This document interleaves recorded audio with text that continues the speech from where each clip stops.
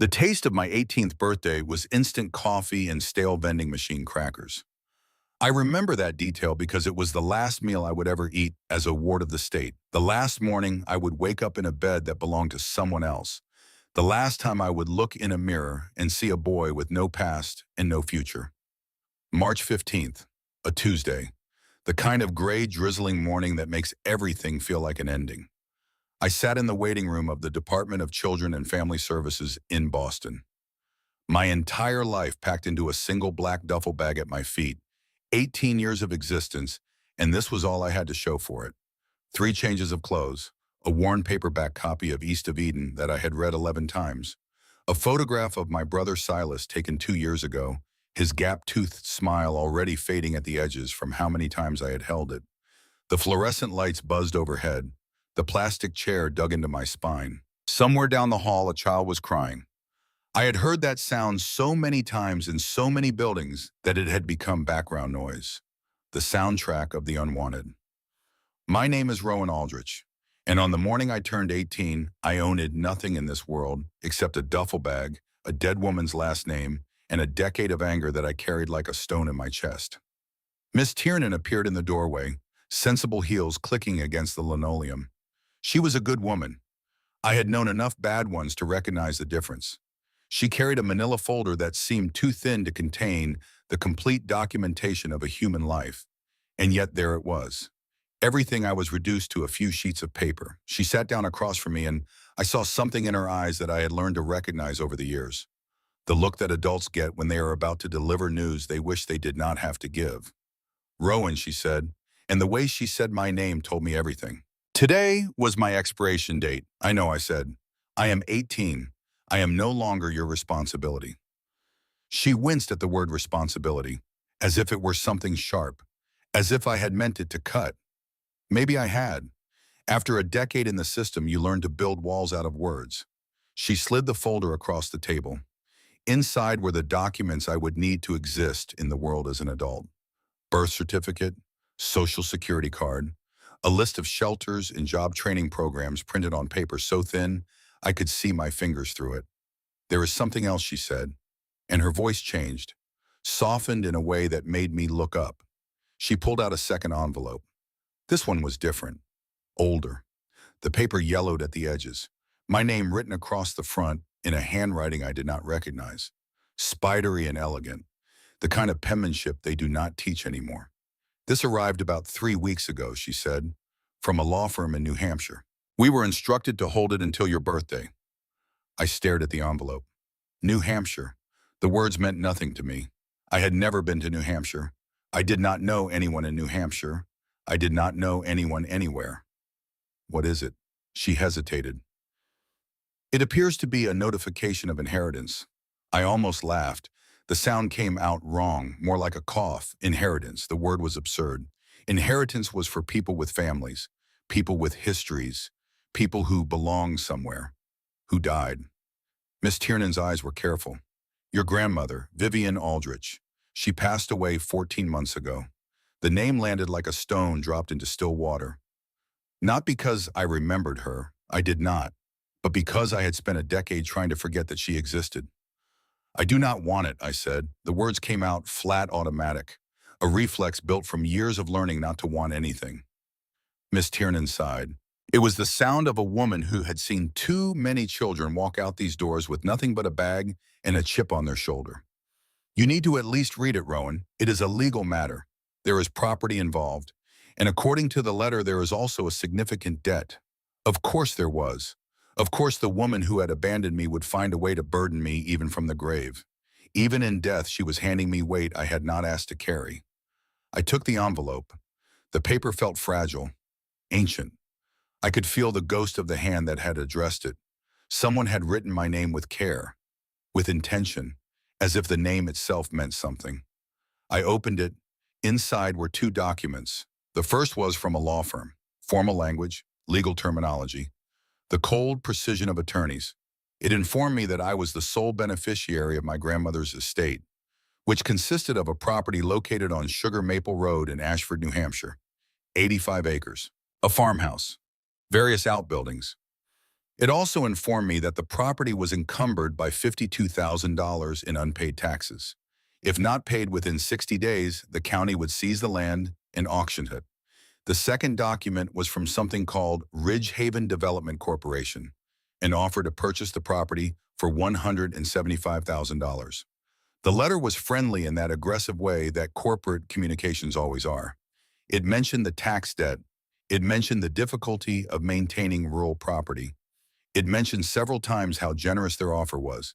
It gave me 45 days to decide. So that was my inheritance. Not a gift, but a trap. A piece of land I had never seen drowning in debt with vultures circling. I was about to crumple both letters and toss them in the trash when I noticed something else in the envelope. A smaller envelope, older and more worn. My name written on it in that same spidery hand, but the ink was different, faded. This letter had been written years ago, across the front, in careful script, 6 words. Only open when you reach the farm. I do not know why that stopped me. I do not know why those 6 words felt like a hook in my chest. But they did. I looked at Miss Tiernan.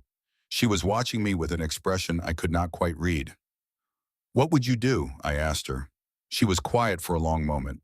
Then she said, "I think I would want to know, even if the answer was painful. I think I would need to know why." "Why she left us," I said. It was not a question. Yes, I looked at the numbers again.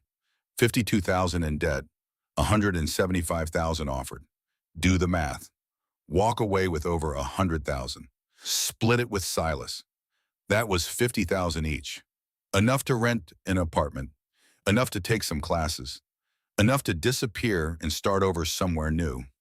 The easy choice, the smart choice. But there was that smaller envelope, that handwriting, that instruction. Only open when you reach the farm. She wanted me to come, I said. She set this up so I would come. It appears that way. I thought about Silas. 60 days until California. 60 days until I lost my brother forever. Then Miss Tiernan told me something that made every other thought in my head go quiet. "There is more," she said. Her voice had dropped. "About Silas, my brother, my 15-year-old brother, currently living in a group home 90 miles north of here. The only person in the world who shared my blood. The only person I had left." "What about him?" She pulled out another document. Official, state letterhead. The kind of paper that meant decisions had been made without consulting the people those decisions affected. "There is a family in California," she said. "They have expressed interest in adopting him. The process has been moving forward for several months. Given your aging out of the system and the lack of other viable family connections," she did not need to finish. I understood the math. I was 18 and broke and homeless as of today. I had no legal standing to care for Silas. I had no home to offer him. I had nothing. How long? 60 days. The placement is scheduled for mid-May. 60 days, 2 months. That was all the time I had left with my brother. All the time before they shipped him across the country to strangers. Before they completed what the system had started a decade ago when it separated us into different foster homes, different towns, different lives. The group home where Silas lived was in New Hampshire, 40 miles from a town called Ashford. I made my decision in that moment, not with hope, not with faith, with the cold arithmetic of desperation. Before I left, I asked to use the office phone. I called the group home where Silas was staying. The administrator answered on the third ring. Her voice was tight with something that sounded like worry. "I need to speak with my brother," I said. "Silas Aldrich." There was a long pause. Too long. "Mr. Aldrich," she said finally, "your brother is not here." "What do you mean he is not there? He ran away. Last night, we have filed a missing persons report with the police." The floor seemed to tilt beneath my feet. Silas, 15 years old, lone somewhere in New Hampshire in the middle of March. Where would he go, I asked. But I already knew the answer. We do not know. But he took his backpack and his coat. It appeared to be planned. I hung up the phone. My hands were steady, but my heart was racing. Silas had run away the night before my birthday, the night before I aged out of the system. He had seen this coming. He had known they were going to separate us for good. And I knew with a certainty that went beyond logic exactly where he was headed. 3 hours later, I was on a Greyhound bus heading north. My duffel bag was in the overhead compartment. The envelope was in my jacket pocket, pressed against my heart. Through the grimy window, I watched Boston disappear behind me, the only city I had ever known fading into gray. I did not know what I would find in New Hampshire. I did not know if my grandmother's farm was worth saving. I did not know if there were answers waiting for me or just more questions. But I knew one thing. I was going to find my brother. And together we were going to figure out what the hell was going on. The bus rumbled north through the Massachusetts countryside, then crossed into New Hampshire. The landscape changed. Cities gave way to suburbs, suburbs to small towns to forests. The trees were still bare, winter's grip only just beginning to loosen, but I could see the first hints of spring in the swelling buds, the faintest suggestion that something was coming alive beneath the cold. I pressed my forehead against the glass and watched the miles unspool. Somewhere in these hills was a farm, 85 acres of land that belonged to me, a house where my grandmother had lived and died, a past I had never known, and somewhere hopefully was my brother. By the time we reached Ashford, it was nearly dark. The bus pulled into what passed for a station, which was really just a parking lot next to a gas station with a hand-painted sign that said bus stop. I was the only one who got off. The cold hit me immediately, not the damp, dirty cold of Boston winters, but something sharper, cleaner. The air smelled like pine and wood smoke and something else I could not identify. Something sweet. The town was small, one main street lined with old brick buildings, a church with a white steeple, a hardware store with rakes displayed in the window, a diner with a flickering neon sign that said Rosie's. I stood there in the parking lot, my duffel bag over my shoulder, my breath forming clouds in the evening air. I scanned the street for any sign of Silas. Nothing, no familiar face, no lanky 15-year-old with our mother's dark hair and those sharp, watchful eyes that made him look older than his years. But then I heard it, a voice, calling my name. Rowan. I turned, and there he was. Silas was sitting on a bench outside the hardware store, his backpack at his feet, a cup of something hot in his hands. He looked tired and cold and defiant. He looked exactly like I felt. He stood up as I walked toward him. We stared at each other for a long moment. Two brothers who had been separated by a system that did not care about love. Two orphans who had learned to survive alone. Then Silas spoke. I am not going to California. His voice cracked on the last word. He was trying so hard to sound brave. I read the administrator's emails. I know about the farm. I know you got the letter. And I am not letting them ship me across the country while you figure out what to do. How long have you been here? Since this morning. I hitched a ride to a bus station, then used my emergency money for a ticket. He lifted his chin. I knew you would come. I did not know whether to yell at him or hug him. So I did both. I grabbed him and pulled him into my arms, holding him so tight I could feel his heart beating against my chest. He stiffened at first, surprised. We had not hugged in years. The system does not encourage physical affection between siblings. Too complicated, too risky, too much paperwork if someone files a complaint. But then his arms came up and wrapped around me, and he was holding on just as tight, and I felt his shoulders start to shake. I have got you, I said. I am not letting go. We stood there on the main street of Ashford, New Hampshire. Two broken pieces of the same whole, and we held on for dear life. The bell above the diner door chimed as we walked in. The warmth hit us like a wave, along with the smell of coffee and bacon and something baking. After a day of traveling in the cold, it felt like stepping into another world. The diner was cozy in that way that small-town diners always are. Red vinyl booths, a long counter lined with stools, local newspapers scattered on tables. A few customers sat around nursing cups of coffee, looking up briefly as we entered. Behind the counter stood a woman in her early 60s, silver-streaked hair pulled back in a practical ponytail, eyes that seemed to take in everything at once. She was wiping down the counter, but her hands went still the moment she saw us. For a long moment, she just stared. Her expression shifted through several emotions. Surprise, recognition, and something that might have been grief. Well, she said finally. Her voice carried the weight of years. I knew this day would come eventually. I just did not expect it to be today. I blinked. I am sorry. Do we know you? No, she said, but I know you, or at least I know those eyes. She set down her rag and leaned against the counter. You have to be Vivian's boys. There is no other explanation for faces like those walking into my diner.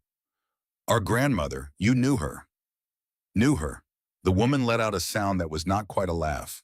Honey, I knew Vivian Aldrich for 40 years. I was there when she buried her husband. I was there when she took in those two little boys whose mother had passed. And I was there when she made the hardest decision of her life. The other customers had stopped pretending not to listen. They were all looking at us now, their faces a mixture of curiosity and something else. Sympathy, maybe? Or memory? My name is Mabel, the woman said. Mabel Rawlings. And if you are who I think you are, you must have a lot of questions. I sat down at the counter. Silas slid onto the stool beside me. My legs felt weak.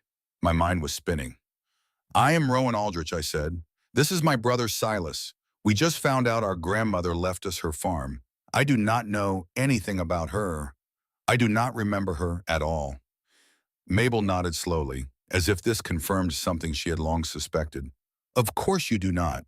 You were only 8 when she sent you away. Your brother was even younger, Silas said quietly. I was 5. Mabel's eyes went soft. She poured 2 cups of coffee and set them in front of us, without asking. Drink these. You both look like you have been traveling all day on nothing but vending machine food. She turned to the kitchen. Margie, make up 2 plates for these young men. The works.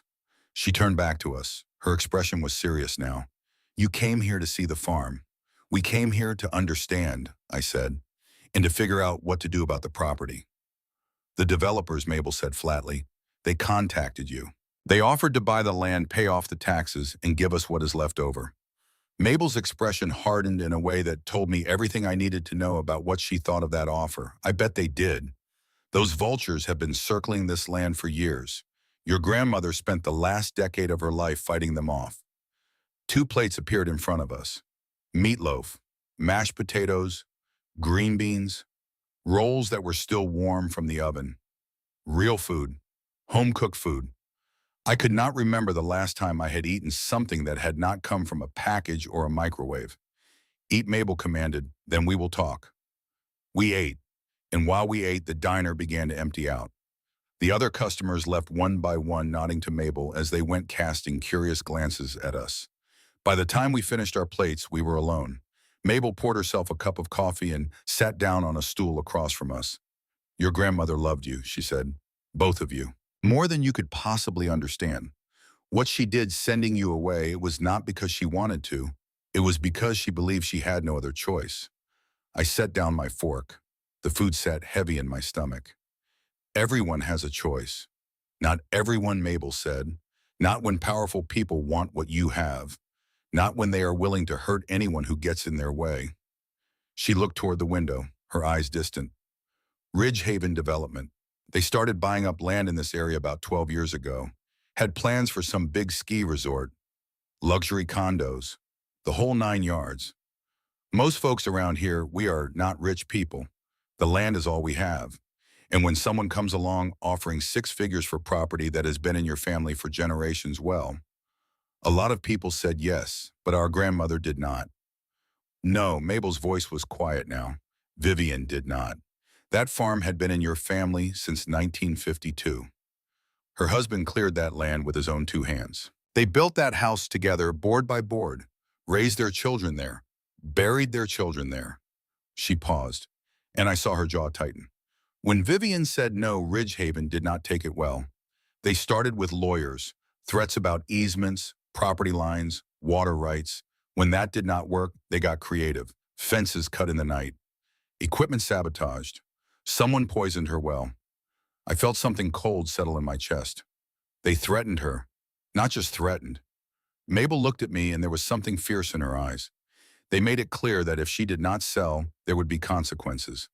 And then they mentioned you boys. The cold spread. I could feel it in my fingers, in my spine. You and Silas were living with her then. Your mother had passed. Your father was long gone. Vivian was all you had. And Ridgehaven knew that. They knew that if they wanted to hurt her, really hurt her, all they had to do was threaten her grandsons. My grip on my coffee cup tightened until my knuckles went white. She sent us away to protect us. Mabel nodded. She went to the sheriff. Old Sheriff Harlan Pruitt told him what was happening. But Ridgehaven has deep pockets, lawyers, connections, money that never stops flowing. The sheriff said he could not prove anything, said his hands were tied. So she gave us up, I said. Put us in the foster system where they could not find us. Where you would be just two more files in a system full of files, Mabel said. Anonymous, safe. I sat there and I listened and I felt the anger rising in my chest like steam in a boiler. Not less anger, more. Because now the anger had a story to go with it, and the story made it worse. That is what you want me to believe, I said. My voice was harder than I intended. That she had no choice. That the foster system was her only option. That a grandmother who supposedly loved her grandsons more than anything could find no other way to protect them than to hand them over to strangers and walk away. Mabel watched me steadily. She did not flinch. She could have moved, I continued. She could have taken us anywhere. She could have sold the damn farm and disappeared. But she did not. She kept the land and gave up us. She chose dirt over her own blood. Mabel was quiet for a long time. The diner was silent except for the hum of the refrigerator and the distant sound of wind against the windows. When she finally spoke, her voice was careful. Measured. I understand why you see it that way, she said. And I am not going to sit here and tell you your pain is not real. It is real. Every year you spent in that system is real. But I will tell you this, I watched Vivian Aldrich after she sent you away. I watched her for 10 years. And what I saw was not a woman who had made an easy choice. What I saw was a woman who had cut out her own heart and was trying to figure out how to keep breathing without it. She leaned forward. Go up to the farm, Rowan. Look at what she left you. Then decide what you believe. I did not answer, because I was not ready to hear it. Not yet. The walls I had built over 10 years were thick, and they did not come down because a woman in a diner told me a story. They did not come down because someone said the word love. There is a room above the diner, Mabel said. Nothing fancy, but it is clean and warm. You can stay there tonight, both of you, no charge. I started to protest. Your grandmother helped me when I needed it most, she said. Loaned me the money to keep this diner open when the bank would not give me another cent. Never asked for a dime of it back. This is the least I can do. I nodded. Not because I was grateful, because I was tired, bone tired. The kind of exhaustion that goes deeper than the body. The kind that lives in the soul. Go on, she said. Get some rest. Tomorrow's going to be a long day. I barely slept that night. The room above the diner was small but comfortable. Twin brass beds, a window that looked out over Main Street. Silas fell asleep almost immediately, exhausted from his journey. But I lay there in the darkness, listening to the unfamiliar sounds of a small town at night, and I thought about Vivian Aldrich, a woman I had spent a decade hating for abandoning me, a woman who, according to Mabel Rawlings, had given me up not because she did not love me, but because she loved me too much to let me be hurt. I wanted to believe it. Part of me desperately wanted to believe that there was a reason for the pain, that someone had wanted me after all. But another part of me, the part that had built walls to survive, was not ready to let those walls down. Not yet.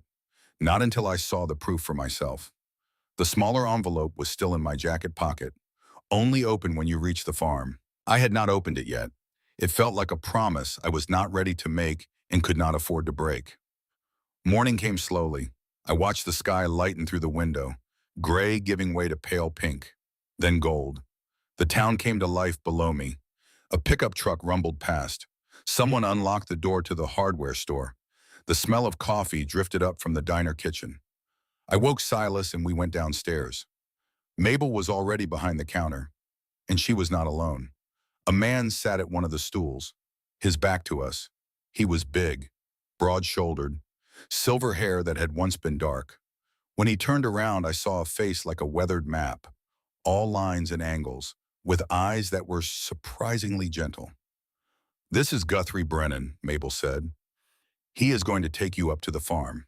The man extended a hand. His grip was firm but not crushing. You look like her, he said simply. Same eyes, same stubborn set to the jaw. I did not know what to say to that, so I just nodded. Eat some breakfast, Mabel said, sliding plates in front of us. Then Guthrie will drive you up. We ate quickly. My mind was already on that mountain, already at the farm, already searching for answers. 20 minutes later, we were in the cab of Guthrie's ancient Ford pickup, bouncing up a dirt road that wound through the forest like a snake. The trees pressed close on either side, their bare branches reaching toward the gray sky. Guthrie did not talk much, which I appreciated. He seemed like a man who understood the value of silence. But about halfway up the mountain he spoke. "I knew your grandmother," he said. His voice was low, rough, like gravel in a tumbler. "Knew her for 30 years, best woman I ever met." I looked at him, waiting. She was stronger than anyone I ever knew. What she did for you boys giving you up like that. It broke her, but she did it anyway, because that is who she was. She always did what needed to be done, even when it hurt. The road curved sharply and suddenly the trees fell away. We emerged onto a ridge and I saw the valley spread out below us, rolling hills covered in forest, a river glinting silver in the morning light. It was beautiful, in a way that made my chest ache. "Almost there," Guthrie said. A few more minutes of winding road, and then we turned onto a gravel drive. A rusted mailbox stood at the entrance, the name Aldrich barely visible under years of weather. The drive curved through the trees and then the house came into view. It was a two-story Victorian farmhouse, painted white though the paint had faded and peeled over the years. The porch wrapped around the front and one side sagging slightly in the middle. Some of the windows were dark, covered with boards. The roof looked like it needed work. But despite the neglect, there was something about the house that spoke of sturdiness, of endurance, like it had been built to last and it intended to do exactly that. Behind the house, I could see a large barn-like structure. Red paint faded to rust, and beyond that, stretching up the hillside, row after row of maple trees. Thousands of them, their bare branches strung with a web of metal tubing that caught the morning light. "The sugar house," Guthrie said, nodding toward the barn. "That is where the magic happens, or it used to." He pulled the truck to a stop in front of the house and killed the engine. "This is it," he said. "This is your inheritance, Mom." We sat there for a long moment, just looking. Silas was the first to move. He opened his door and stepped out, his eyes wide as he took in the property. I followed, my boots crunching on the gravel. And then something happened that I did not expect. Silas stopped walking. He stood perfectly still, his head tilted slightly as if he were listening to something I could not hear. "I remember this," he said softly. I stared at him. "What?" He pointed toward the porch. There was a swing. Grandma used to push me on it. And he turned, looking toward the sugar house. That smell, that sweet smell. She used to let me taste the syrup right out of the pan. I felt something twist in my chest. Silas had been 5 when we left. I had assumed he remembered nothing. But here he was pulling fragments from the depths of memory, pieces of a life I had completely forgotten. Or maybe I had not forgotten. Maybe I had buried those memories so deep that even I could not find them anymore. Because remembering would have meant wanting. And wanting in the foster system was the most dangerous thing of all. "Come on," I said, my voice rough. "Let us go inside." The keys were in my pocket, included with the legal documents. I found the one that fit the front door. The lock was stiff, and I had to put my shoulder into it. It finally gave way with a grinding crack that echoed through the silence. The door swung open, a wave of stale, cold air. It smelled of dust, of mice, of time itself. And underneath all that, faintly, something floral. Lavender, maybe. I stepped inside. The foyer was dark. To my left, a living room. Furniture draped in white sheets like a congregation of ghosts. To my right, a staircase leading up into shadows. Straight ahead, a hallway leading deeper into the house. Silas pushed past me and headed straight for the stairs. I followed, curious about where his memory was leading him. On the second floor, we found 3 bedrooms. The master bedroom was small and neat, the bed made with a quilt that had faded from washing. On the nightstand, a photograph in a tarnished silver frame. 2 small boys grinning at the camera. One dark-haired, one fair. Me and Silas, maybe 7 and 4. I did not remember the picture being taken, but it was the second bedroom that stopped us both. 2 small beds, bunk beds actually, the kind you might find in any child's room. The walls were covered in crayon drawings, faded now, but still visible. Stick figures and trees and what might have been horses. A shelf held a collection of toy trucks and building blocks and a worn stuffed bear. This had been our room, mine and Silas's. This was where we had slept and played and dreamed before everything fell apart. Silas walked over to the shelf and picked up the stuffed bear. His hands trembled as he held it. "Mr. Buttons," he said, his voice barely audible. "I used to sleep with him every night. I had no memory of this room, no memory of those beds, those drawings, that bear. It had all been erased or buried so deep that I could not reach it. But Silas remembered. And watching him hold that ragged bear, I felt the first real crack in the walls I had built around my heart. Then Silas opened the closet door, looking for something else from his fractured memories. And that was when he found the box. A cardboard shoebox, battered and old, hidden behind a row of mothball-scented coats. "What is this?" he asked, pulling it out. I took it from him and lifted the lid. Inside were photographs, dozens of them. Me and Silas as babies, as toddlers, as small children. Each one labeled in that familiar, spidery handwriting. Rowan's first steps, Silas's third birthday, the boys at the county fair. But it was the photos from later years that made my breath catch. These were not photos she had taken. These were school pictures, soccer team photos, newspaper clippings, a shot of me at what looked like a science fair holding a ribbon. Photographs that should not have existed in this house. She had been watching us. All those years, all those miles away. She had found ways to track our lives, to document our existence, to hold on to us even when she could not hold us. There were photos of Silas too, first day of middle school, a Christmas program where he stood in the back row wearing a paper crown, a candid shot that must have been taken from across the street. Silas walking with a foster family I did not recognize. "She never let go," I said. But even as I said it, the anger did not leave. It shifted. It became something more complicated. Because watching someone from a distance is not the same as being there. Collecting photographs is not the same as holding your grandson when he cries at night in a stranger's house. I put the box down. I could not look at it anymore. "Come on," I said, "let us check the sugar house." The sugar house was larger than it looked from the outside. The main door was a massive sliding panel of weathered wood that groaned as Guthrie helped us push it open.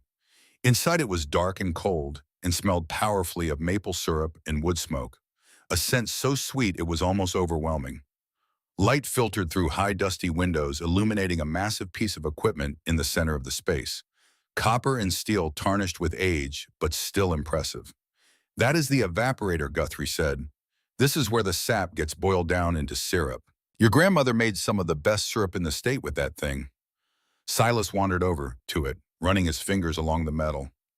I watched him, noting the way his eyes moved, the way he was absorbing information like a sponge dropped in water. I started walking the length of the building, my footsteps echoing on the wooden floor. I was not sure what I was looking for. Some kind of sign, some kind of answer. And then I felt it. A floorboard. Looser than the others, a slight give under my left foot that the rest of the floor did not have. "Silas," I called. "There is something here." He hurried over as I knelt down and worked my fingers into the crack. The board came up with a squeal of old nails, and there in the dark space beneath was a metal box. It was an old Army surplus ammo can, painted black, with a heavy-duty padlock on the latch. Guthrie appeared beside us. He looked down at the bus and his weathered face showed no surprise. "She told me about this," he said quietly. "Made me promise not to tell anyone until you came, until you found it yourself." I looked at the padlock. "Do you have a key?" He shook his head. "But I have bolt cutters in the truck." 5 minutes later, the lock was cut and the lid was open. Silas and I knelt on the dusty floor of the sugar house, staring at the contents. Money. Stacks of it. Neat, tight bundles of $100 bills wrapped in rubber bands. And beneath the money letters, dozens of them tied together with blue ribbon. And on top of the stack, a large envelope with our names written on it. Rowan and Silas. The truth. I reached for the envelope. My hands were not quite steady. "How much money is that?" Silas whispered. I did a quick count. The stacks were thick. 68,000, maybe a little more. Enough to pay the taxes. Enough to keep the farm. Enough to fight. I opened the envelope. Inside was a single letter folded carefully. I began to read, my voice catching on the words. My dear boys, if you are reading this, it means I am gone, and it means you have come home. I have prayed for this day, I have dreamed of it, but I always knew I might not live to see it. I need you to know the truth. I need you to understand why I did what I did. I never abandoned you. I never stopped loving you. Every day since I sent you away, I have thought of you. I have watched over you as best I could. I have kept you in my heart, even when I could not keep you in my arms. When you were little, you lived here with me. This was your home. You played in this sugar house, helped me tap the trees, watch the sap boil. Rowan, you used to say the steam was dragon breath. Silas, you were afraid of the evaporator because it was so loud, but you loved tasting the fresh syrup. Then the bad men came, the developers, Ridgehaven. They wanted this land and they would swamp at nothing to get it. When I refused to sell, they started threatening me, and then they threatened you. I was faced with a choice: keep you with me where you would be targets, or send you somewhere safe, somewhere they could never find you. The foster care system is a terrible, impersonal thing. I know that, but it was the only place I could hide you. You became files, numbers, just two more children in a system full of children. You disappeared, and Ridgehaven could not touch you. I stopped reading. My throat had closed. I handed the letter to Silas, and he continued, his voice barely above a whisper. I do not expect you to forgive me. What I did was unforgivable. I sent my grandsons into a cold, uncaring system, and I let them believe they had been abandoned. I chose their safety over their happiness. That is a debt I can never repay. But I want you to know that you were loved. You were always loved. And this farm, this land, it was always meant to be yours. The money in this box is enough to pay the taxes and keep the land. The choice of what to do with it is yours. You can sell to the developers. Take the money and walk away. Start fresh somewhere far from here. Or you can stay. You can fight. You can claim what is rightfully yours. Whatever you decide, know this: I am proud of you. Both of you. I have watched you grow into strong, brave young men, even under the most difficult circumstances. You are Aldrich's. This land is in your blood. You are in my heart always. Your grandmother, Vivian. Silas set the letter down. His face was wet. She loved us, he said. She really loved us. I sat there on that cold floor, and I waited for the anger to leave. I waited for the walls to come down.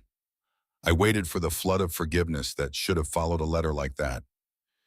It did not come. What came instead was something harder, more honest. I believed she had loved us. I believed she had suffered, but I was not ready to forgive her. Not yet. Not because the letter was not enough, but because 10 years of pain do not dissolve in a single afternoon. They dissolve slowly, over time, like salt in cold water. You have to be patient with grief. You have to give it room to change shape. There were more letters in the box, and a flash drive, and a worn leather notebook filled with dates and names and evidence of crimes committed by men in expensive suits. But I did not read any more that day. I could not. What are we going to do? Silas asked. I looked at the money. $68,000. Enough to pay the taxes, enough to keep the land. I was not doing it for her. I was not doing it for the farm. I was not doing it because of love or legacy or any of the words she had written in that letter. I was doing it because of the boy sitting next to me. My brother, 15 years old, about to be shipped to California in 60 days. If I paid the taxes and kept the farm, we had an address. We had a home. We had something I could point to when I went to court and told a judge that I was capable of taking care of my brother. It was not forgiveness. It was not faith. It was mathematics. We pay the taxes, I said. We keep the farm. We stay. Silas looked at me, his eyes wide. Really, really. He threw his arms around me, and I held him. And I stared over his shoulder at the letter on the floor, at my grandmother's handwriting, at the words, "You are in my heart always." And I thought, I am not doing this for you, old woman. I am doing this for him. But even as I thought it, some small, quiet part of me wondered if that was the whole truth, Or if somewhere beneath the anger and the woes and the decade of hurt, a door had opened. Just a crack. Just enough to let in a sliver of light. We were home. Whether I was ready for that or not, we were home. The next morning, I drove into town in Guthrie's truck. He had lent it to me, waving off my protests. Your grandmother helped me rebuild my garage after the storm of 2018, he said. Would not take a dime for it. Said neighbors take care of each other. Well, you are my neighbor now, so take the truck. The county courthouse was in the next town over, a sturdy brick building that had probably looked exactly the same for 100 years. I walked in with $68,000 in a duffel bag, feeling like a character in a movie that nobody would believe. The tax clerk's office was a small room with too many filing cabinets and not enough light. A woman in her 50s sat behind the counter peering at me over her reading glasses. Can I help you? I am here to pay the back taxes on the Aldrich property. Sugar Maple Road, Ashford. She blinked at me. That property owes over $50,000. $52,000 and change. I unzipped the duffel bag. I would like to pay it in full. Cash. The look on her face was worth every one of those bills. An hour later, I walked out with a receipt. The property was ours, free and clear. No liens, no encumbrances, no impending seizure. The clock was no longer ticking. When I got back to the farm, Silas was waiting on the porch. It is done, I said. The taxes are paid. The farm is ours. He let out a breath he seemed to have been holding since yesterday. Then he grinned, the first real smile I had seen from him in months. So what do we do now? Now, I said. We figure out how to survive. The winter came hard and fast, as if it had been waiting for us. I had lived in Boston my whole life, so I thought I knew cold. I was wrong. New Hampshire cold was something different entirely. It seeped into your bones. It turned your breath into ice crystals. It made you understand viscerally why survival was never something to take for granted. Silas and I had no experience with this kind of weather. We had no experience with much of anything, really. In the foster system, you learn to survive. But survival in that world means navigating bureaucracy and avoiding trouble. It does not mean heating a farmhouse with a wood stove. It does not mean keeping pipes from freezing. It does not mean rationing supplies when the roads become impassable. We made mistakes, a lot of them. The first week we let the fire go out overnight, woke up to find frost on the inside of the windows, our breath visible in the air of our own bedroom. Silas could not stop shaking for hours. I held him under every blanket we had, and I cursed myself for being so stupid, for being so completely unprepared for the life I had chosen. The second week we ran out of firewood. I spent an entire day in the freezing cold with a dull axe splitting logs from a dead oak behind the sugar house. My hands blistered. My back screamed. I kept swinging because the alternative was letting my brother freeze. The third week, the pipes burst in the kitchen. Water everywhere. I stood in the flood, soaking wet, shivering, staring at the ceiling, and I thought about the $123,000 I could have had if I had sold the farm. Thought about a warm apartment in some city where the pipes were someone else's problem. But I did not call anyone, did not ask for help. I found a toolbox in the basement, found a video on my phone about pipe repair, fixed it myself, badly probably, but it held. That was the thing about me, the thing the foster system had built into my bones. I did not ask for help. I did not lean on anyone. I did not let anyone see me struggling, because in the system, struggling meant weakness, and weakness meant you got moved. You got separated. You got sent somewhere worse. So when Guthrie showed up with firewood, I tried to pay him. When Mabel brought food, I tried to refuse it. When an old farmer named Clem Hollister appeared at the door with his wife's stew and fresh-baked bread, I thanked him stiffly and closed the door as fast as I could. I did not want their charity. I did not want their pity. I did not want to owe anyone anything. But the cold does not care about pride, and neither does pneumonia. It started with a cough, dry and persistent, the kind that comes from too much cold air in young lungs. I thought it would pass. Silas was young, strong. He had survived worse than a New Hampshire winter. But by the end of the week, his fever was 103. He was having trouble breathing.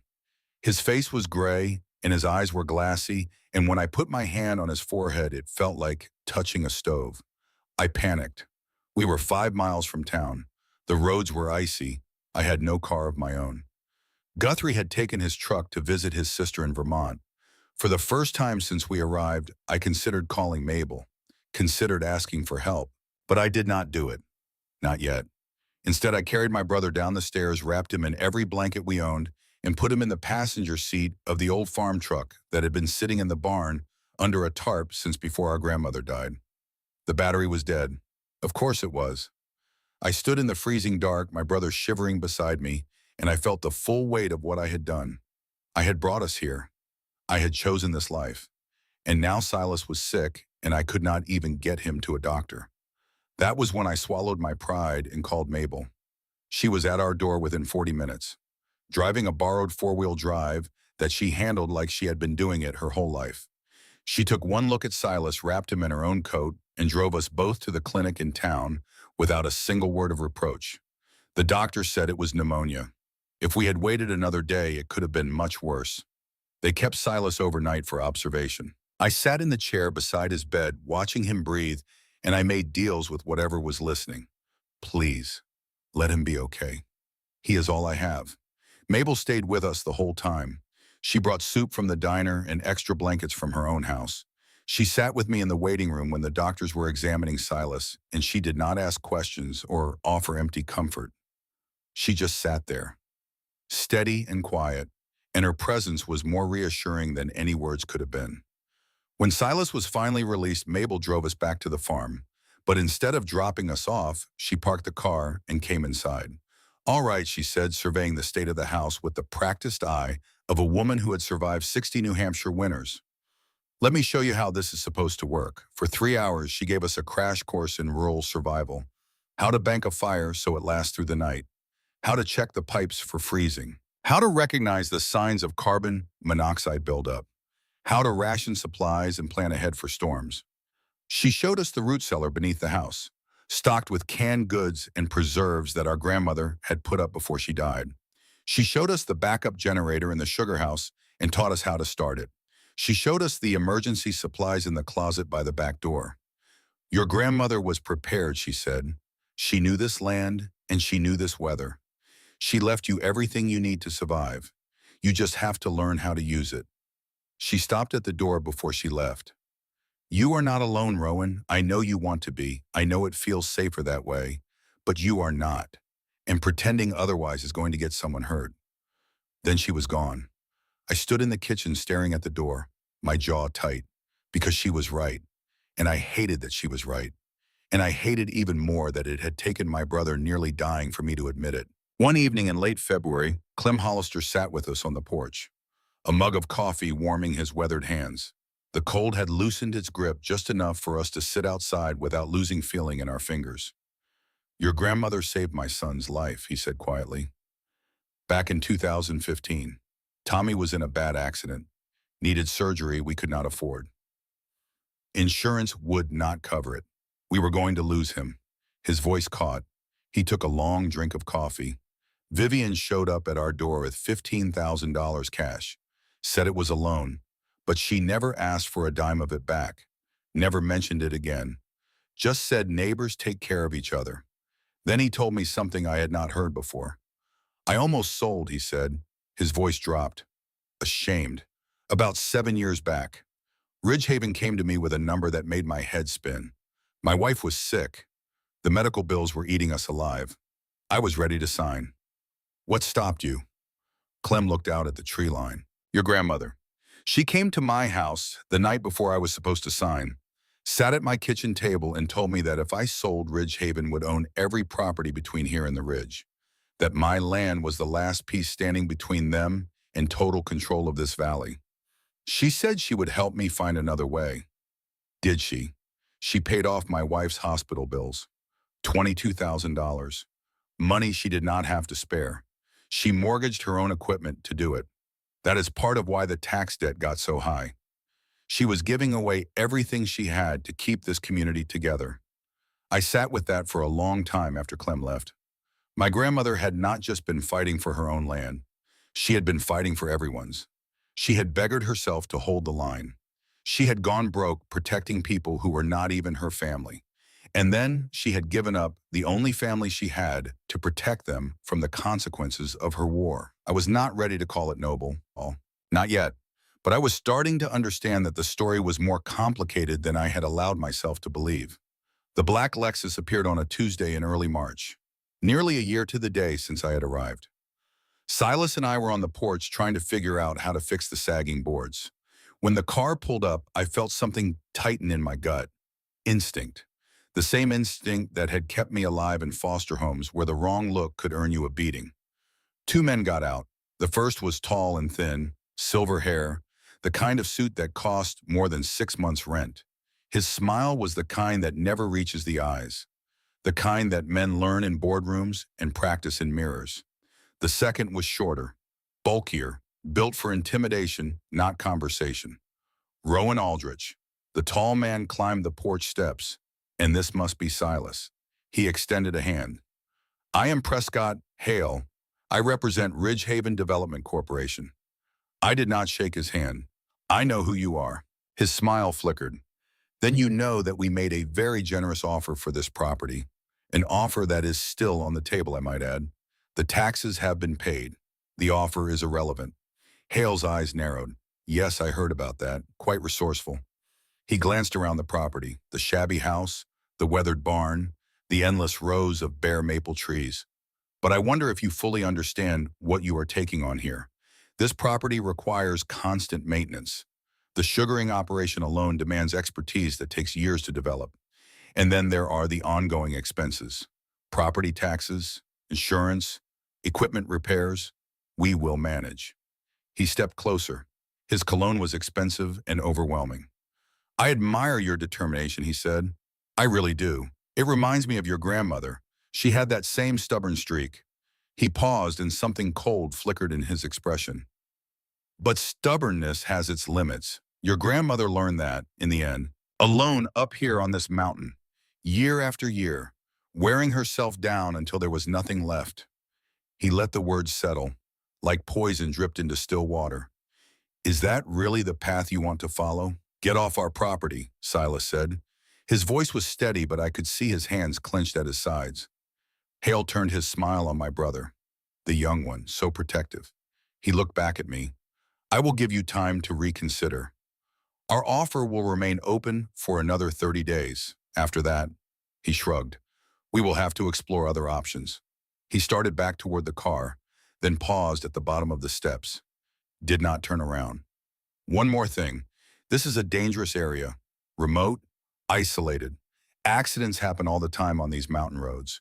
House fires, equipment malfunctions. He turned his head just enough for me to see his profile. I would hate for anything unfortunate to happen to two young men so far from help. Then he got into the car and they drove away. Silas was shaking. I put my hand on his shoulder. They threatened us. He said it like he could not quite believe it. They just straight up threatened us. Yes. What are we going to do? I watched the black car disappear down the driveway, and something shifted inside me. Not forgiveness, not yet, but recognition. My grandmother had stood on this same porch and heard the same kind of words from the same kind of men. She had stood here alone. No one beside her, no one to put a hand on her shoulder. She had faced this by herself for years. I'm not going to say I understood her in that moment. Understanding takes longer than a single flash of recognition. But for the first time, I stopped seeing her as the woman who had thrown us away. And I started seeing her as the woman who had stood on this porch and chosen the hardest possible road because she believed it was the only one that kept her grandsons alive. We are going to do exactly what she did, I said.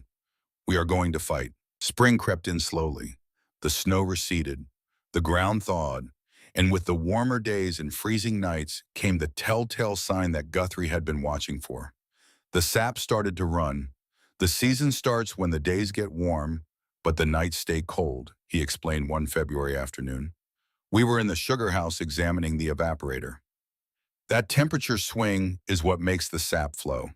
Too warm at night, the sap stops. Too cold during the day, same thing.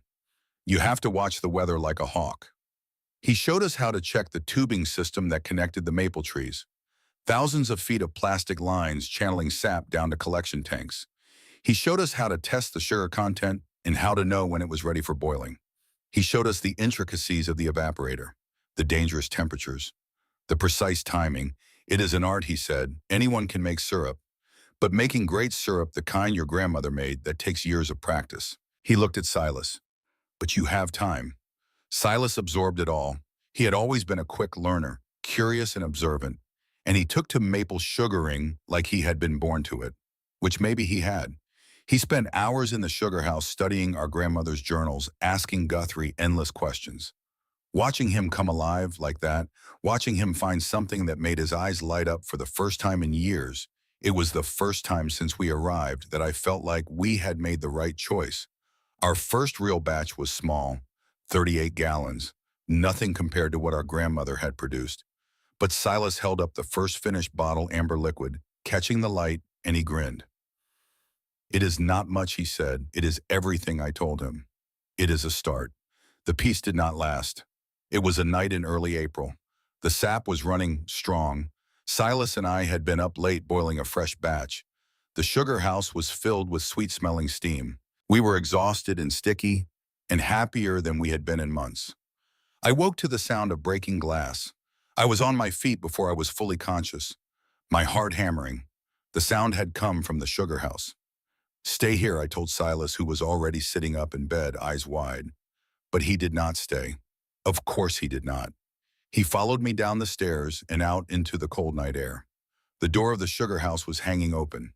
Inside, I could see shapes moving in the darkness. I heard liquid splashing, smelled something chemical and acrid. Then I saw the writing on the wall, spray painted in red, dripping like blood. Last warning. I ran toward the building shouting, and the shapes fled. I heard an engine start somewhere down the driveway, saw headlights flash between the trees. By the time I reached the road, they were gone. But the damage was done. They had poured something, motor oil or industrial solvent, into our collection tanks. Thousands of gallons of sap ruined. Weeks of work destroyed. Our first real season, the season that was supposed to prove we could do this, wiped out in a single night of violence. Silas stood in the doorway of the sugar house, his face white in the moonlight. They are not going to stop, he said. His voice was barely a whisper. They are never going to stop. I wanted to tell him it would be okay. I wanted to promise him that we were safe, that justice would prevail, that the good guys always win in the end. But I had spent 18 years learning that the world does not work that way. I pulled out my phone and called the sheriff. Harlan Pruitt was a big man in his late 50s, weathered face, eyes that had seen too much. He arrived within 20 minutes, his deputy trailing behind. He surveyed the damage in silence. When he finally spoke, his voice was heavy. I am sorry. I am truly sorry. Do you know who did this? He did not answer directly. Just looked at the spray-painted warning on the wall. Your grandmother came to me years ago, told me what Ridgehaven was doing to her, the threats, the harassment. She begged me to help. His jaw tightened. I wanted to. God knows I wanted to. But they have lawyers, Rowan. They have money and connections. Everything I tried, they blocked. Every witness recanted. Every piece of evidence disappeared. So you did nothing. He met my eyes. I did what I could, which was not enough. I know that. I have lived with that guilt for years. He reached into his jacket and pulled out an envelope. Sealed, my grandmother's handwriting on the front. She gave me this, he said, right before she died. Asked me to keep it safe until you came home. I opened it. Inside was a flash drive and a handwritten note. For Rowan and Silas, the evidence I gathered, copies of everything. Use it wisely. She knew, I said slowly. She knew this day would come. Your grandmother was the smartest woman I ever knew, Pruitt said, and the bravest. She spent years documenting everything Ridgehaven did, every threat, every act of sabotage, every family they forced off their land. He nodded toward the flash drive. That is her legacy, her weapon, the one she could never use because she was alone. I stood there in the ruined sugar house, smelling chemicals, looking at the red paint dripping down the wall, and I made a decision. Not because anyone told me to, not because the community rallied around me, not because of some noble idea about justice. I looked at Silas standing in the doorway, his face pale, his hands trembling, and I thought about a 15-year-old boy who had just started to believe that this could be home, who had just started to come alive after years of going through the motions. who had held up a bottle of maple syrup like it was made of gold. I was not going to let them take that from him. I called Lenore Beckett the next day, a legal aid lawyer who specialized in cases against predatory developers. She was in her mid-40s, tough, sharp, the kind of woman who walked into a fight with her eyes open and her fists ready. "This is exactly what we have been looking for," she said after reviewing the flash drive in our grandmother's notebook. "Ridgehaven has been operating like this for years, but no one has ever been able to build a comprehensive case against them. Until now." It was a week after the vandalism. Silas and I were cleaning out the attic, looking for old equipment we could salvage. The space was cramped and dusty, full of boxes and forgotten furniture. Silas was moving an old trunk when his elbow knocked against a loose board in the ceiling. The board fell, and with it came a small metal tin, rusted with age. He caught it before it hit the floor.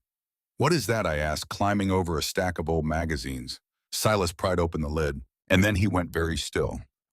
Inside were letters, hundreds of them, maybe more than 500, tied in bundles with faded ribbon, each one addressed to us in our grandmother's handwriting, each one dated, week by week, for a decade, Rowan Silas said. His voice cracked. "Look at these dates." I took one of the bundles. The first letter was dated the week after we were taken away. The last was dated 2 days before she died. "Every week," I said. "She wrote to us every single week." We sat on the dusty attic floor surrounded by a decade of words she could never say out loud. And we read them, one by one. She told us about maple seasons, about harsh winters, about the loneliness that sometimes felt like drowning. She told us about her battles with Ridgehaven, about the small joys she found, birds at the feeder, the first crocuses of spring. She told us about watching us from a distance, standing outside our schools, too afraid to approach, hiring a private investigator to find out where we were living, crying herself to sleep after seeing photographs of us growing up without her. And in every letter, in her own way, she told us she loved us. "I think of you every day. I hope you know that somewhere someone loves you more than life itself. You are in my heart always, even when I cannot be with you until we meet again. Know that you are loved. Know that you have always been loved." 500 letters, a decade of silence made visible, piling up in a tin box in an attic waiting for grandsons who might never come home. Silas was crying so hard he could barely breathe. I held him, and I wanted to cry too. But the tears would not come. Not yet. Because something else was happening. Something harder. The walls were cracking. That same week the second blow fell. A white sedan pulled up the driveway on a Thursday morning. A woman in a gray pantsuit got out carrying a clipboard. I knew what she was before she opened her mouth. You learn to recognize social workers the way animals learn to recognize predators. By the way they move. By the way they look at everything and write things down. "Mr. Aldrich," she said, "I am from the Department of Children and Family Services. I am here regarding your brother Silas." My stomach dropped. "Silas is fine. He is safe. He is in school." She nodded, but she did not put down her clipboard. "Mr. Aldrich, your brother is a minor who is currently listed as a runaway from a state-supervised group home. You have no legal guardianship, no foster care license, no court order permitting his placement with you. Under state law, he cannot remain here." I felt the ground shift beneath my feet. He is my brother. I understand that. But the law is very clear. Without legal guardianship, Silas must be returned to state custody. The family in California is still willing to proceed with adoption. She looked at her clipboard. "I have been authorized to arrange his transport within 48 hours. 48 hours. She might as well have said 48 seconds. The world narrowed to a single point. My brother. My 15-year-old brother. Being dragged out of the first real home he had known since he was 5 years old. Silas had come out onto the porch. He had heard everything. His face was white. His hands were gripping the railing so hard his knuckles had gone bloodless. "I am not going," he said. His voice was thin but fierce. "I am not leaving." The social worker looked at him with an expression that was not unkind, but was utterly immovable. The expression of a person who had learned to separate their feelings from their job. "I understand this is difficult," she said, "but I have a legal obligation." I stepped between her and the porch. "I am going to need those 48 hours." She studied me for a long moment. Then she nodded. 48 hours, Mr. Aldrich. After that, I will return with a court order. She got in her car and drove away. And I stood in the driveway and I felt something I had not felt since I was 8 years old, standing in a different driveway, watching a different car take my brother away from me. Terror. I called Lenore Beckett. She answered on the second ring. I need an emergency motion, I said. Temporary guardianship. Can you do it? She was quiet for 3 seconds, which was a long time for a woman like Lenore. I can try, she said, but I need character witnesses. I need proof of stable housing. I need evidence that you can provide for him, and I need it by tomorrow morning. I hung up the phone, and for the first time since we arrived in Ashford, I asked for help. Not because I wanted to, because I had no choice. I called Mabel, I called Guthrie, I called Clem, I called Sheriff Pruitt, I called every person in that town whose name I knew, and every single one of them said the same thing. What do you need? By the next morning, Lenore had a stack of affidavits. Mabel testified to our living conditions and her willingness to serve as an emergency contact. Guthrie testified to the viability of the farm as a source of income. Clem testified to our character and our integration into the community. Sheriff Pruitt testified that the property was safe and that he would personally ensure our welfare. The judge granted a temporary stay. Silas could remain at the farm pending a full guardianship hearing, which would happen after the Ridgehaven case was resolved. That night, Silas sat on the porch steps, his knees pulled up to his chest, staring at nothing. What if it does not work, he said. What if the judge says no? What if they still send me to California? They will not. You do not know that. I sat down beside him. No, I said, I do not, but I know this. I will fight for you until there is nothing left of me. I will burn down every courthouse in this state before I let them take you away from me again. He almost smiled. That is probably illegal. Probably. He leaned against my shoulder, and we sat there in the cold, watching our breath form clouds in the dark. That night, after Silas was asleep, I went up to the attic alone. I sat on the floor with a lantern, and I read more of my grandmother's letters. I read for hours, letter after letter, year after year, her handwriting growing shakier as she aged, her sentences growing shorter, but the love never fading, never dimming, never becoming less than what it was. And then I found the one that broke me. It was dated 6 years ago, the year I turned 12. The year I ran away from my third foster home and spent 2 nights sleeping under a bridge before the police found me. My dearest Rowan, I learned today that you ran away. My investigator told me they found you under a bridge in Dorchester. You were cold and hungry and alone. I sat in the sugar house after I heard. I sat there for a long time. I thought about getting in my truck and driving to Boston and finding you and bringing you home. I thought about it so hard that I actually put on my coat and picked up my keys. But I did not go, because they are still watching. Ridgehaven has people everywhere. If I go to you, they will find you. And if they find you, they will use you against me. Or worse. So I put down my keys. I took off my coat. I went back to the sugar house. And I wrote this letter that I will never send to a grandson I cannot hold. Today I stood outside your school. I watched you come out the front door. You are so tall now. You walk with your shoulders hunched, like you are trying to make yourself smaller. Like you are trying to disappear. I wanted to run to you. I wanted to hold you and tell you that you are not alone, that someone loves you, that someone has always loved you. But I could not, so I am writing it here. In this letter that will go into a box in an attic with all the others. I love you, Rowan. I love you more than you will ever know. And I am so sorry. I am so sorry for what I have done to you, for what I have taken from you, for the childhood I stole. Please forgive me, even though I do not deserve it. Your grandmother. I sat there on the attic floor and the walls came down. Not slowly, not gradually, not brick by brick. They came down all at once, like a dam breaking, like a levee giving way. Everything I had held back for 10 years came flooding through. The anger, the grief, the loneliness, the desperate, starving need to be loved. All of it, pouring out of me in waves that shook my whole body. She had been there. She had been standing outside my school. She had watched me walk out the door with my shoulders hunched, and she had wanted to run to me, and she had not, because running to me might have killed me. She had chosen to stand there, in the cold, watching her grandson walk away from her.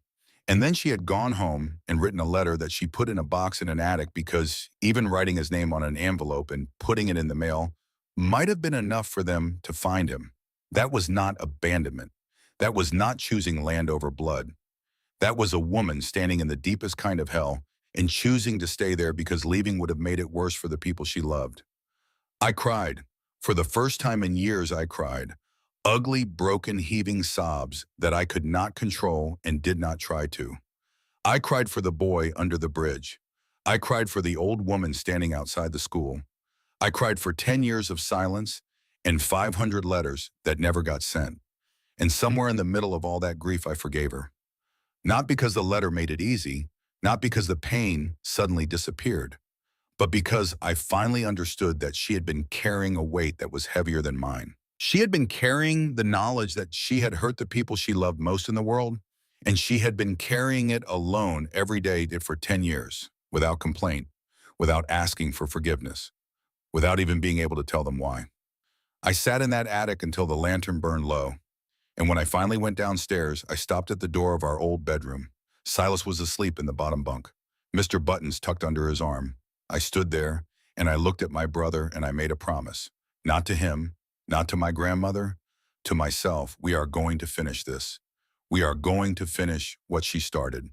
And then we are going to live, really live, in the home she kept safe for us. I went to bed, and for the first time since we arrived in Ashford, I slept through the night, deep and dreamless. The sleep of a man who has finally set down a weight he has been carrying for far too long. The next few weeks, I did something I had never done before in my life. I knocked on doors, and not to ask for handouts, not to beg for sympathy, but to look people in the eye and ask them to do the hardest thing a person can do. Tell the truth about the people who had hurt them. Lenore Beckett had given me a list. 14 families in the county who had sold their land to Ridgehaven over the past 12 years. Some had moved away. Some were still here living in smaller houses, on smaller lots, working jobs that paid less than the land they had lost. All of them had a story.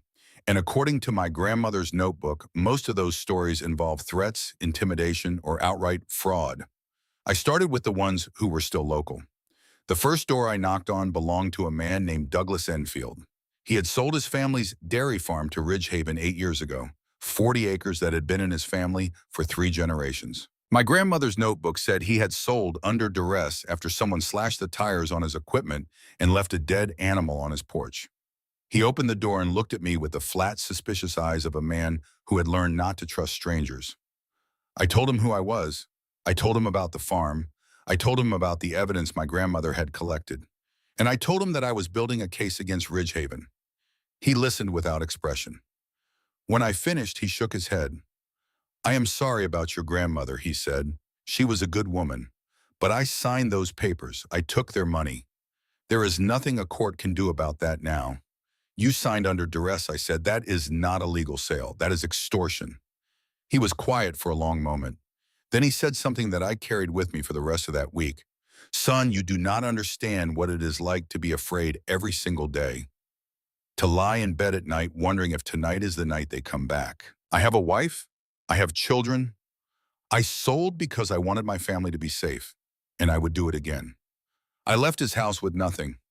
No testimony, no affidavit, nothing but the sound of a deadbolt turning behind me and the understanding that fear, real fear, the kind that lives in your bones and rewires the way you think, does not go away just because someone shows up on your porch with good intentions.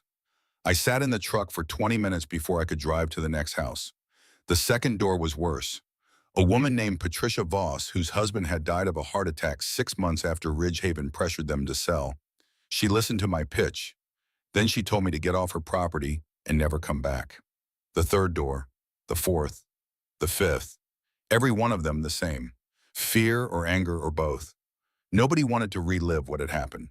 Nobody wanted to put their name on a piece of paper and go up against a corporation with more money than God. By the end of the week, I had spoken to 9 families.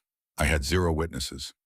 I sat in Guthrie's truck in the parking lot of the hardware store, and I stared at the steering wheel, and I thought about quitting, about taking the Ridgehaven offer and walking away, about cutting my losses and protecting what little I had left.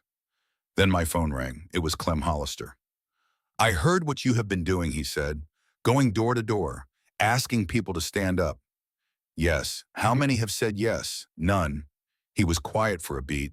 Then he said, "I will testify." "You do not have to do that, Clem." "I know I do not have to.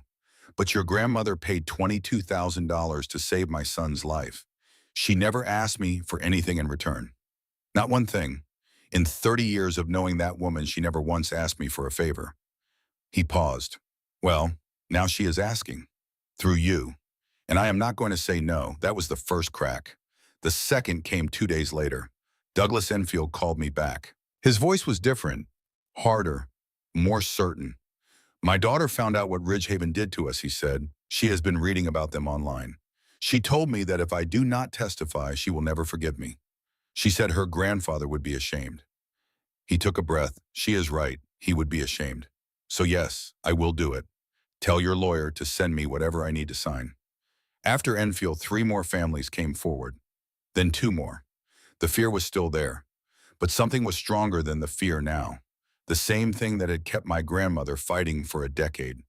The stubborn, unreasonable belief that the truth matters, even when it is dangerous, even when it costs you.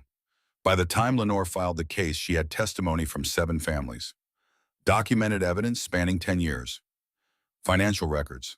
Photographs. And my grandmother's leather notebook filled with the meticulous observations of a woman who had spent the last decade of her life building a weapon she knew she might never get to use. Then Ridgehaven made their move. The letter arrived on a Tuesday, hand-delivered by a courier in a black town car. I signed for it on the porch and opened it standing up because some part of me already knew what it was going to say. It was an offer, not for the land, for me. $300,000. Deposited into any account I named, plus a written guarantee from Ridgehaven's legal team that they would support my guardianship petition for Silas. No more social workers, no more California, no more 48-hour deadlines. Just sign over the property, drop the lawsuit, walk away. I read it 3 times. $300,000. That was more money than I had ever imagined. More money than I had ever seen. It was a house, a college fund for Silas, a cushion against every catastrophe that life might throw at us. It was security, the one thing I had never had, not once in 18 years. And the guardianship guarantee. That was the real knife, because they knew. They knew that Silas was my weakness. They knew that I would burn down the world to keep him. And they were offering me the one thing I could not give him on my own. Legal certainty, a judge's signature, the promise that no social worker would ever knock on our door again. I read the letter a 4th time, a 5th. Each time the numbers got larger and the logic got harder to argue with. And all it would cost was the land my grandmother had died to protect, the community she had beggared herself to defend, the truth she had spent a decade documenting in a leather notebook that she hid under the floorboards of her sugar house, because she believed that someday someone would come along who was brave enough to use it. I did not answer the letter that day or the next. On the 3rd night, I was sitting on the porch in the dark. The stars were out thick and bright in a way that city skies never allow. The air smelled like thawing earth and maple sap and wood smoke. From somewhere deep in the forest, an owl was calling. I heard the screen door open behind me. Silas came out and sat down on the step beside me. "You have been quiet for 3 days," he said. "What is going on?" I handed him the letter. He read it by the light from the kitchen window. His face changed as he read. I watched the emotions move through him. Surprise, calculation, and then something else. Something that looked like his grandmother. 300,000, he said. "Yes, and they will help with the guardianship. That is what they say." He was quiet for a long time, longer than I expected from a 15-year-old. "What are you going to do?" he asked. "I do not know. What do you think I should do?" He looked at me, and in that moment he looked so much older than 15. He looked like a person who had already lived several lifetimes, who had already been broken and rebuilt so many times that the seams did not show anymore. I think he said slowly that Grandma could have sold this farm anytime she wanted, any day for 10 years. She could have taken the money and moved somewhere warm and lived out her life in peace. She would have had enough, more than enough, yes. But she did not sell. She stayed. She fought. She wrote 500 letters to grandsons she could not see, and she hid money under the floorboards. And she documented every single thing those people did because she believed that someday it would matter. He looked out at the darkness, at the maple trees standing like sentinels on the hillside, at the sugar house where our grandmother had spent her last years alone, keeping the faith. If we take the money, he said, then none of it mattered. All those years, all those letters, all that pain, it was all for nothing. She died for nothing. He turned back to me. I do not want to go to California. I do not want $300,000. I want to live on this farm and make maple syrup and finish what she started. That is what I want. I looked at my brother, this boy who had run away from a group home and hitchhiked across New Hampshire in the middle of March because he refused to let the system separate us again. This boy who remembered a stuffed bear named Mr. Buttons and the taste of fresh syrup and the sound of his grandmother's voice. He was braver than me. He had always been braver than me. Okay, I said, we stay, we fight. He nodded. Then he leaned against my shoulder, the way he used to when he was small, before the system taught him that leaning on people was weakness. Rowan, yeah, thank you for coming to find me, for not giving up. I put my arm around him. That was never an option, I said. We sat there until the stars wheeled overhead, and the owl stopped calling, and the first gray light of dawn began to seep into the eastern sky. The hearing was set for July, a Wednesday, the kind of perfect summer day that makes you believe the world is fundamentally good even when you know better. The county courthouse was the same sturdy brick building where I had paid the taxes 6 months earlier.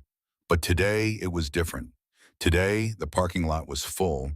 Today there were people on the steps. Today the hallway outside the courtroom was packed with faces I recognized. Mabel was there, her silver hair freshly washed, wearing a dress I had never seen her in before. Guthrie stood beside her, looking uncomfortable in a collared shirt. Clem Hollister had brought his wife and his son Tommy, the one my grandmother had saved.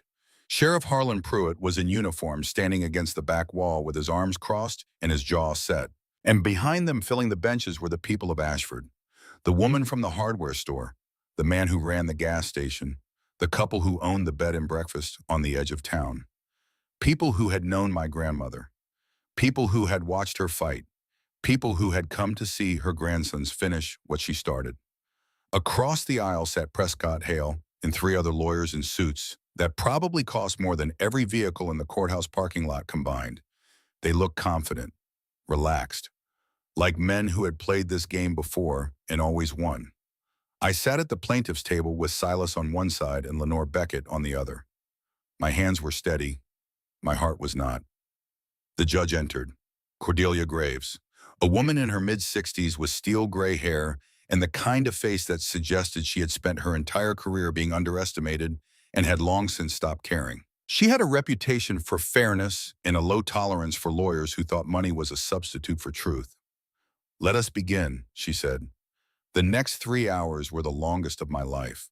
Lenore laid out our case systematically. She started with the history, 12 years of Ridgehaven acquisitions in the county. She showed maps, before and after, green parcels turning red one by one as families sold, only a few holdouts remaining. My grandmother's land, the largest and most strategically important, stubbornly green in a sea of red. Then she brought in the testimony. Clem Hollister went first. He told the court about the threats he had received, about the night someone left a burning tire on his front lawn, about the $15,000 my grandmother had given him for his son's surgery. His voice was steady and clear, and when he was done, the courtroom was silent.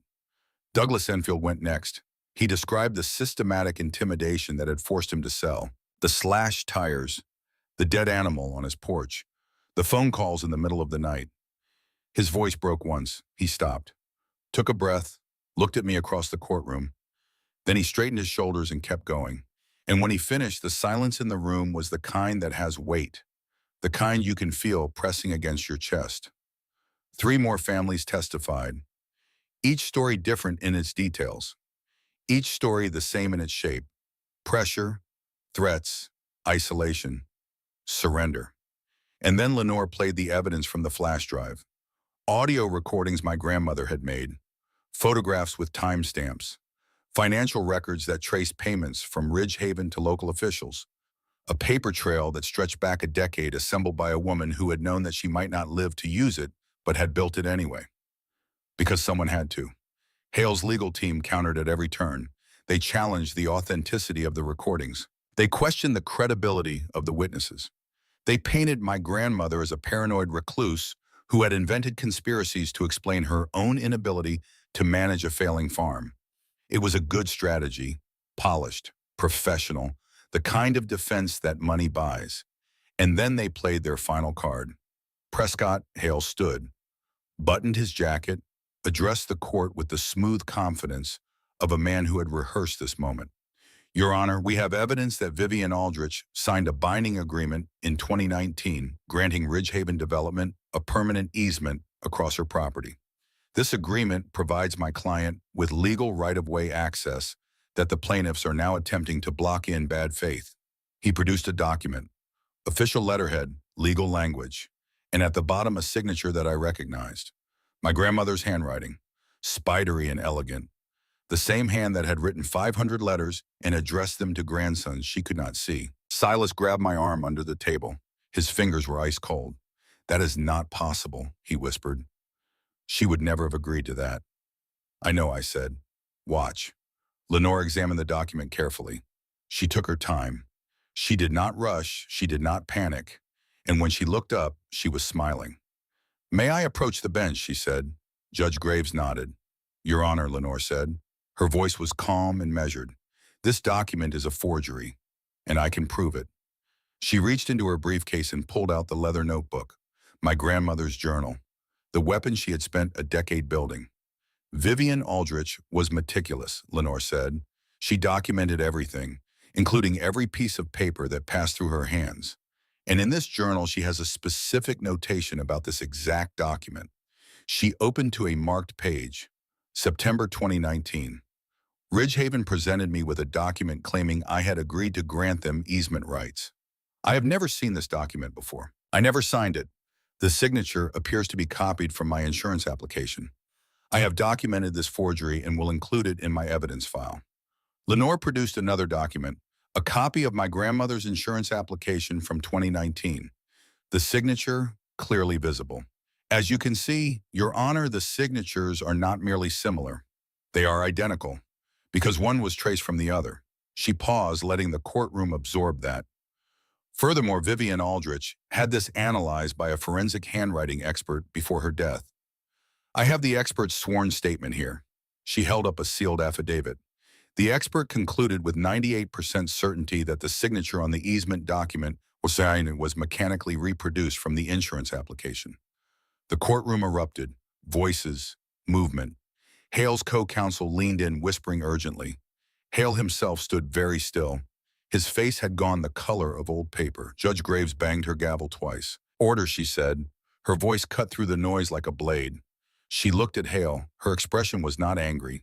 It was worse than angry. It was contemptuous. This is a very serious allegation, Mr. Hale. If what counsel is claiming is true, it constitutes fraud and forgery, submitted to this court as evidence. Under oath. Your Honor, Hale began. We need time to investigate these allegations. We request a continuance. Denied. Judge Graves did not raise her voice. She did not need to. You have had months to prepare your case. You submitted this document as evidence. If it is fraudulent, that is your responsibility. Not this court's problem. She turned to Lenore. Ms. Beckett, I am going to recommend that the State Attorney General open a formal criminal investigation into Ridgehaven Development Corporation and its activities in this county. In the meantime, all claims made by Ridgehaven against the Aldrich property are dismissed, with prejudice. She looked at Hale one more time. And Mr. Hale, I strongly suggest you retain personal counsel. You are going to need it. She banged her gavel. Court is adjourned. The aftermath was chaos. Reporters from 3 counties descended on the courthouse steps. Cameras flashed. Microphones were thrust forward. Voices shouted questions that blurred into a wall of sound. Hale and his team pushed through the crowd without comment, their faces tight, their eyes straight ahead. The confident men in expensive suits who had walked into the courtroom that morning looking like they owned the world were now walking out, looking like the world was about to collapse on their heads. I barely noticed any of it. I was looking at Silas, who was standing on the courthouse steps with tears running down his face and a smile so wide it looked like it might break him in half. I was looking at Mabel, who had her hands clasped over her heart and was crying without making a sound. I was looking at Guthrie, who nodded at me once, just once. And in that single nod was everything he had never been able to say about the woman he had known for 30 years. The woman who had fought alone and died alone and left her weapon buried under the floorboards for the grandson she believed would come. We had won. Not completely, not finally. The investigation would take months. The trials would take longer. But we had won this battle. The one that mattered. The one my grandmother had spent a decade preparing for. The truth had come out. In a courtroom. Under oath. In front of a judge who could not be bought. In a community that was finally ready to stand up. Clem Hollister found me in the crowd. He put his hand on my shoulder and squeezed. She would be proud, he said. My God, she would be proud. The investigation took 9 months. The state attorney general assigned a team of prosecutors who treated Ridgehaven like what it was. A criminal enterprise operating under corporate cover. Prescott Hale was arrested in October, charged with fraud forgery, witness intimidation and conspiracy. He was denied bail after prosecutors argued he was a flight risk. The same man who had stood on my porch in a suit that cost more than my grandmother's annual income was now sitting in a county jail waiting for trial. Several other Ridgehaven executives were indicted. Their financial records revealed a pattern of corruption that extended far beyond our county. Land fraud in 3 states, bribery of local officials, environmental violations. The company's assets were frozen, their projects halted. The empire that had terrorized a community for over a decade was crumbling. The families who had been forced to sell began to come forward, not just the 7 who had testified. Others, from neighboring towns, from neighboring counties. Lawsuits were filed. Settlements were negotiated. Some families got their land back. Others received compensation that would never be enough, but was better than nothing. Douglas Enfield called me the day his settlement came through. He did not say much, just thank you. And then your grandmother would have liked this. That was enough. None of them got back the years they had lost, but they got something, justice, or the closest thing to it that the law can provide. And in Ashford, life went on. Lenore Beckett handled my guardianship petition. With the Ridgehaven case resolved, with the farm established as a viable home, with a stack of character references from half the town, the judge approved it in November. 6 months after we arrived. When the final documents came through, I held the paper in my hands for a long time before I showed Silas. I read every word, every clause, every legal formality, because I needed to be sure. I needed to know that this was real, that no one could come along tomorrow and take it away. It was real.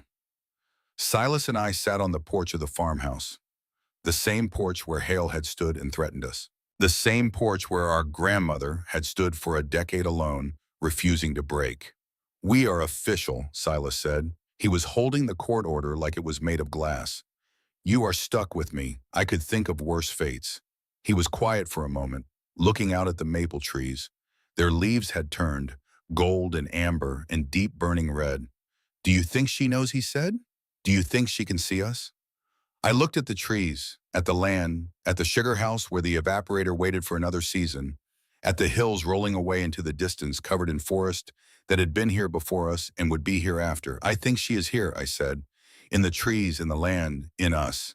It has been 3 years since that day at the courthouse. 3 years since Silas and I claimed our inheritance and started our new life on Sugar Maple Road. The farm is thriving now. We expanded the sugaring operation, updated the equipment, hired seasonal help during the busy months. Silas designed a label himself, Aldrich Family Maple, since 1952. Last year we won a blue ribbon at the state fair. My grandmother won the same ribbon 11 times. We have a long way to go to catch up. Silas is 18 now, the same age I was when this all began. He graduated from the local high school last spring valedictorian, and this fall he is starting at the state university. Environmental science, maybe forestry. He wants to understand the land the way our grandmother did. Not just how to work it, but how to protect it. I am still here, on the farm, where I belong. I wake up at 5 every morning. I check the weather. I walk the grove. I inspect the tubing. I maintain the evaporator. I do the books. I negotiate with distributors who try to lowball me, and I smile when I catch myself sounding exactly like the woman whose stubbornness I spent a decade resenting. I never thought I would be a farmer. Never imagined I would spend my days tapping trees and boiling sap and watching the seasons change on a piece of land that has been in my family for 70 years. But there is a peace in it that I never found anywhere else. A sense of purpose, of belonging, of being exactly where I am supposed to be. The community that embraced us that first winter has become our family. Mabel still insists we come to the diner for Sunday dinner. She has gotten older, slower, but her eyes are still sharp and her coffee is still strong, and she still tells stories about my grandmother that make me laugh and cry in the same breath. Guthrie stops by every week to check on the evaporator and share advice that I pretend I do not need. Clem's wife still brings casseroles even though Silas has become a better cook than any of us expected. I got a letter from Prescott Hale's lawyer last year. Hale was convicted on all counts, sentenced to 12 years. His lawyer wanted to know if I would consider a victim impact statement for the appeal. I did not respond. I had nothing to say to that man, nothing that a courtroom needed to hear. The sentence was enough. The truth was enough. My grandmother's notebook sitting in an evidence locker somewhere, a weapon finally used, was enough. There is a small cemetery at the edge of town. Old stones leaning at angles, iron fences green with oxidation. An oak tree massive and ancient, spreading its branches over the graves like a guardian. My grandmother's stone is underneath that tree. Simple, unadorned, the way she would have wanted it. Vivian Aldrich, beloved grandmother, 1948 to 2024. We go there every spring, right when the sap starts to run, right when the sugar house fills with steam and the air turns sweet.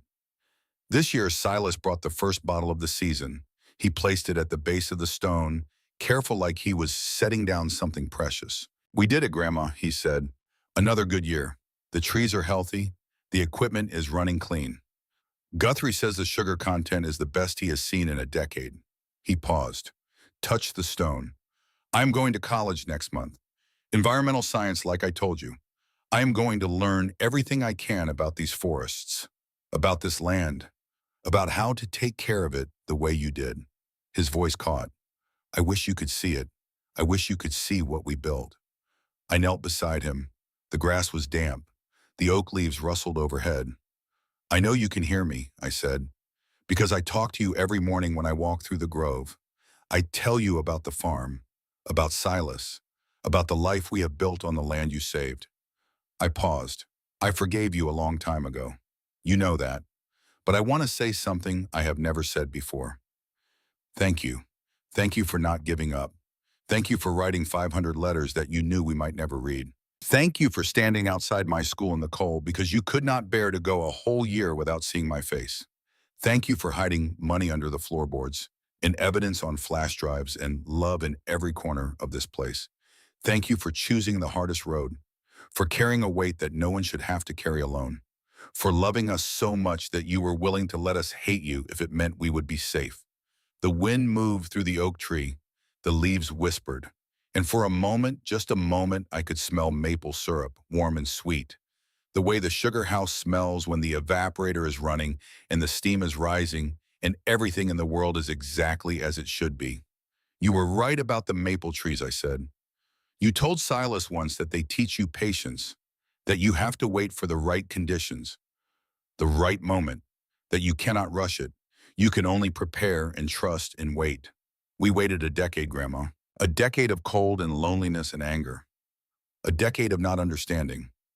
But when the time was right, everything flowed. We found our way back to each other. We found our way back to the land. We found our way back to you. Silas took my hand, the way he used to when he was small, before the system taught us not to reach for each other. "We are home now," he said. "We are finally home." I squeezed his hand. And we stayed there for a long time. Two brothers kneeling at the grave of the woman who had saved them. The sun climbed higher, the birds sang, and somewhere in the distance the maple trees stood tall and patient, their branches heavy with the first buds of spring, waiting for another season to begin. Sometimes in the early morning before the sun clears the ridge, I walk through the maple grove alone. The trees are old, also yaman. Some of them were here when my grandfather cleared this land in 1952. They have survived ice storms and droughts and the slow, relentless pressure of men who wanted to cut them down and build something shiny in their place. They are still here. They will be here long after I am gone. I walk among them and I think about inheritance. Not money, not land, not legal documents filed in county courthouses. The real inheritance. The one that cannot be measured or taxed or stolen by men in expensive suits. My grandmother left me a farm, but that is not what she really left me. She left me the knowledge that I was loved, even when I could not feel it, even when I did not believe it, even when I had built walls so thick that no light could get through. She left me 500 letters that said the same thing in 500 different ways. You are not alone. You have never been alone. Someone is thinking of you right now at this very moment, and she loves you more than you will ever know. She left me a brother. Because without the farm, without the inheritance, without the reason to come to Ashford, I would have lost Silas to California. He would have become a stranger. A name on a Christmas card. A face I saw once a year if I was lucky. She gave me back the only family I had left, and she left me this land. Not as a burden, not as a trap, but as a place to stand, a place to belong, a place where the trees know your name, and the soil remembers your footprints, and the sugar house still smells like the steam your grandmother called dragon breath when you were too young to know any better. That is the inheritance of Sugar Maple Road. Not property, not money, love. The fierce, stubborn, sacrificial love of a woman who gave up everything so that her grandsons could have a chance. The quiet, persistent love that survived a decade of separation and silence. The redemptive love that brought two broken brothers home. I used to think that home was a place you earned, a place you had to deserve. A place that could be taken away from you if you were not good enough or strong enough or lucky enough to hold on to it. I was wrong. Home is not a place you earn. Home is a place that waits for you, patiently, stubbornly, the way a grandmother waits for grandsons she cannot see, the way maple trees wait for spring, the way love waits for the walls to come down. My walls are down now. They have been down for years. And what I found on the other side was not weakness. It was not vulnerability. It was not the danger I had always feared. What I found was Silas sitting on the porch with a cup of coffee watching the sun come up. What I found was Mabel sliding a plate of meatloaf across a counter and telling me to eat. What I found was Guthrie leaning against the evaporator, showing me how to read the temperature gauge with the patience of a man who has all the time in the world. What I found was my grandmother's handwriting on a yellowed envelope, telling me that I was loved, that I had always been loved, that I would always be loved. That is what home is. Not a building, not an address, not even a family. Home is the moment you stop running, the moment you let yourself be found, the moment you finally understand that you were never alone, even in your darkest hour. Someone was watching, someone was writing letters, someone was standing outside your school in the cold wanting to hold you, choosing not to, because keeping you safe was more important than keeping you close. Every spring when the sap begins to run and the sure house fills with sweet-smelling steam, I think of her. I think of her stubbornness, her courage, her unbreakable love, and I say thank you. Thank you for not giving up. Thank you for believing in us. Thank you for giving us a place to belong. We are home now, Grandma. We are finally home.